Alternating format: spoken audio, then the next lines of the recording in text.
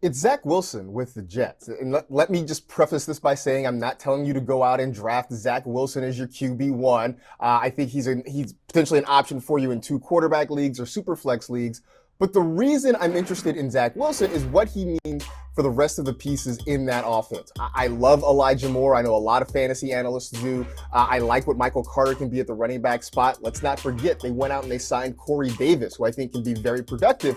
But part of this means they need a quarterback who can deliver the football on time and on target. And we have seen that so far in the preseason with Zach Wilson. Now, I know things will ratchet up once we get to the regular season, but this kind of gives me an added level of confidence that maybe this Jets offense is going to be intriguing and inspiring. And certainly with where you're picking these guys up in drafts, there's potential for some fantasy value there as long as Wilson continues to develop.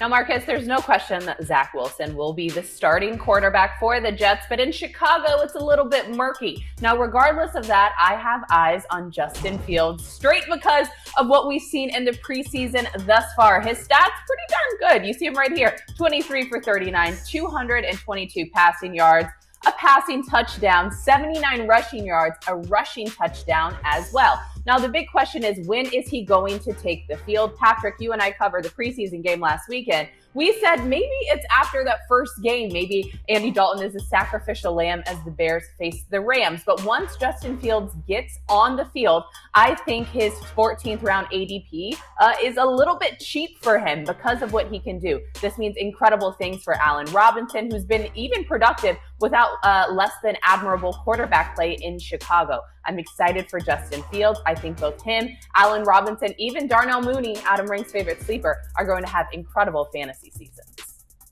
So much promise. We just need to keep Justin Fields safe. And as you mentioned, Kimmy, perhaps having him not play week 1 is the way to go. We're also watching to see when Trey Lance is going to eventually take over. It's not a question of if, it's when. And I think he's just going to alter things for some of these other skill guys on this team, like your current running back 29, Raheem Mostert, your current wide receiver 37, Deebo Samuel, guys who can directly benefit from the numbers advantage that Lance is going to give Kyle Shanahan in the running game. If you have the roster spots, go ahead and stash away some of these guys that we've all talked about, some of the guys playing around these rookie quarterbacks.